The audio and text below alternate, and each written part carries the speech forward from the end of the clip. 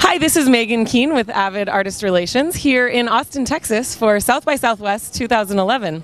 And I'm here with Rick Ballard, who is the president of Acetate Records, but also one of the producers and the all-around audio guy for Bob and the Monster, which is a documentary in the Spotlight Premieres section. So, Rick, tell us a little bit about how Bob and the Monster came to be. Bob and the Monster came around, we knew we wanted to make a documentary. We were kind of talking about it, and I come from a music background, and the director was also my wife. Was a big fan of this band, Thelonious Monster, and the singer, frontman of the band had a really interesting story, so we started digging into it, and what we uncovered was some crazy, crazy stuff, and it got crazier as we kept uncovering. So we thought this would be perfect. I'm a music guy, she's a music girl. This is a perfect combination of what we do. Okay, so tell us a little bit more about what the film covers. In general, it's about punk rock and recovery. And it's about a guy who blew every opportunity he had in the music industry. And he was once touted as the next Bob Dylan or the next Warren Zevon, next John Lennon. He was getting amazing reviews, and he blew it all with drugs and alcohol. And instead of this story going south or him just getting better, he picked himself up and started helping others. And he opened his own recovery center. And now he's been, he really, really, truly helps people. And that's his goal in life. And he's found his calling in a sense in that what he didn't find in music, he's finding in helping people recover from drugs and alcohol. It's an amazing, amazing story. And so a really fun story, too, for you as a musician and an audio, to be doing the audio for this, because I'm sure there's a lot of music, there's a lot going into it. Can you tell us a little bit about how the audio workflow was set up?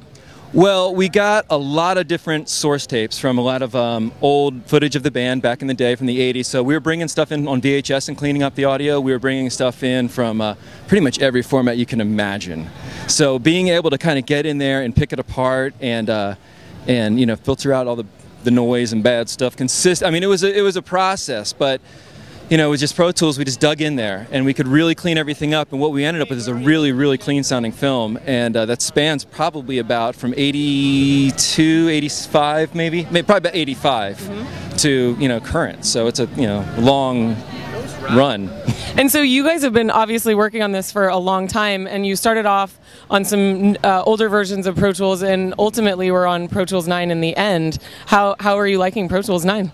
I just kind of got my hands on it and loving it, and I haven't even unlocked a lot of the stuff, but the ability to go between, where we were mixing back to our office. We're a garage film company. We're like punk rock in that sense. We've never really left the garage. So having those tools at our and being able to integrate those and go back and forth with the people who are at Play Sound who are mixing our music and mixing the film was really amazing. Just to kind of, we didn't have to worry about were these machines going to talk to each other, and can I bring this back in to the editing software? It was not an issue, and it made everything seamless. And to be honest with you, I mean, that's the only reason the film got done. I mean, the last week we didn't sleep. We, didn't sleep, so that's how that happens. And so there was another fun factor in the audio, which is you were working with an interesting composer. Can you tell us a little bit about that? Yeah, the guy who composed the film is named Josh Klinghoffer. He's the new guitar player of the Red Hot Chili Peppers,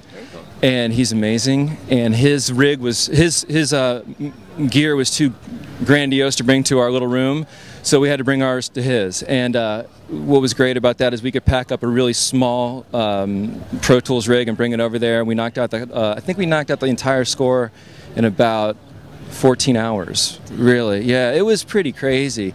He's a magical musical genius, though. I mean, he just goes to the next instrument, and we were able to kind of work around the room and get everything down and sync it up, and it was fortunate. The only problem we would have had is that our workflow would have slowed us down, because he's a genius. So it was kind of up to the engineer to blow it, but we didn't, and we kept up with him, and everything went down really easy. It was great. Awesome. And it seems like serendipitous for you guys to be premiering this film at this festival. How did it feel when you guys found out that you were accepted into South by Southwest? Oh man, I don't know. We're doing this thing for 6.5 years. To be accepted into anything it was amazing, because it kind of showed us that there's an end point to this game. And South by Southwest couldn't have been a better spot for us. I've come here with the record label a bunch. I always have bands playing here, and to be here with the film is unbelievable. We're really excited.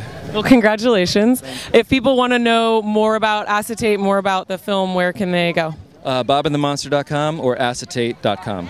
Perfect. Well, thank you so much. And stay tuned for more from South by Southwest 2011.